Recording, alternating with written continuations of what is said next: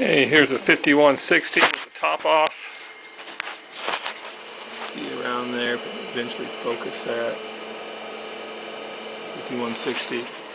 The fan is spinning and I can feel it blowing air, so that's good. I've got my voltmeter hooked up, shoving it down there. Okay, so I got to get it in there good. Okay. Alright, so 5 volts on the 5-volt circuit, and I'm going to look over here again and get to the 12-volt one. Oh. There are 12 volts on the 12-volt circuit, and over here on the motherboard, one of these is going to be -5, I guess. I can get in there.